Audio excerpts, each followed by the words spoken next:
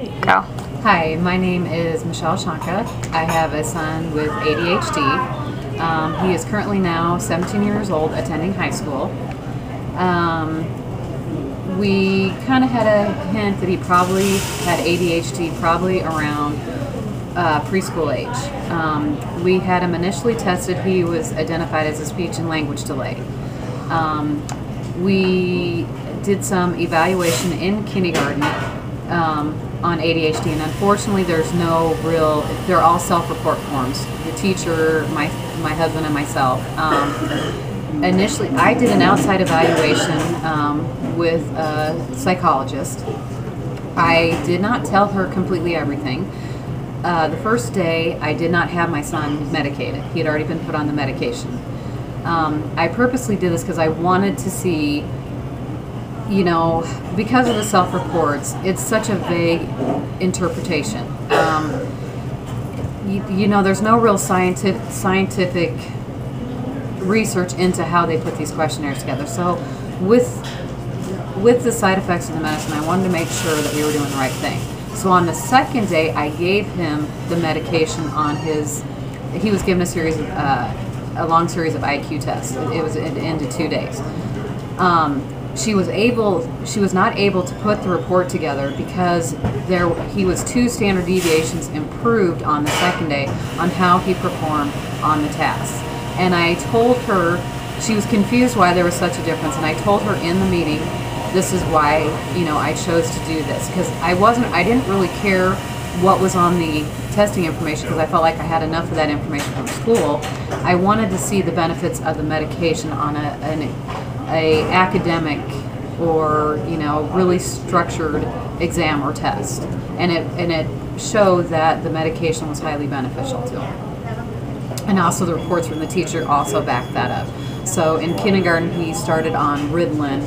It was the generic kind, or I shouldn't say generic, but the kind where you had to give him it 2 to 3 times a day. And you could see emotional swings with the, you know, the medication. I do like the more time released. That has, you know, even the moods out. And there is a side effect that Ritalin can increase anxiety and stress a little bit. At least I saw that with my son, and over time I would say a little depression came with that too. How did you handle his depression? The depression, I'd say anxiety was noticed more before, and some of the anxiety came from the fact that he was very aware that he couldn't always control when he could attend, when he could sit still, and his behavior impulses. He was very aware that he couldn't control it. I remember he said this at a very young age. We were in kindergarten. He goes, and he was getting ready for the next day, and I could tell he was upset. And I said, "What's wrong, honey?" And he goes, "Well, Mom, I just don't know when I'm going to be able to control myself and when I'm not going to be able to." So over the years, I've supplemented what he's received in the classroom and special education. So you've provided strategies at home to make him Yes, successful. very much so. And in 2nd grade, unfortunately, we had an experience with the school district that had very poor special ed. His testing did not indicate he really should be in a special education class. This is hard, and I'm leaving a lot of detail out, and I'm going to. Basically, I was threatened if I did not, even his behavior in class didn't warrant a placement. But I was threatened. They were slowly starting to take privileges away from him. And if I didn't move him in this certain type of class, they were going to, as they put it to me, and I'm not making it up, it was a private meeting, they told me my son's life would be miserable if I did not do what they insisted, even though the testing and everything and teacher report did not indicate he should be there. And so I did move him. Unfortunately, it was too expensive to move to another district, and private schools didn't offer, you know, options. So I had no choice. You have to pick and choose your battles, because if it's going to affect him as much as they were starting to show me by taking recess away and some other things, I had to do it. So, how old is he now? He's 17.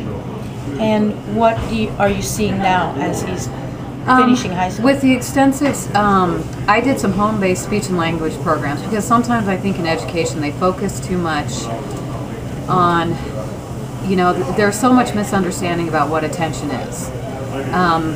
Through his educational process, you know, especially when he's moved to middle school, there's people that don't know he has an IEP or that he's even ADHD.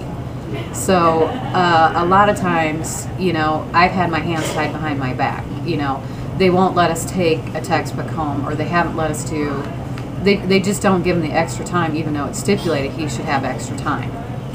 You know, because when we go home, I have the luxury of not having 24 kids in a classroom, and I can, you know, take away a lot of the sensory input, you know, into his central nervous system, so learning can be more effective. I can break down the concepts and tie him to his prior knowledge. I can work on, you know, the auditory or the speech and language issues that I see pop up that a regular teacher in a general education classroom doesn't have time for. I've done home-based speech and language programs. I've also worked on social behavior, you know.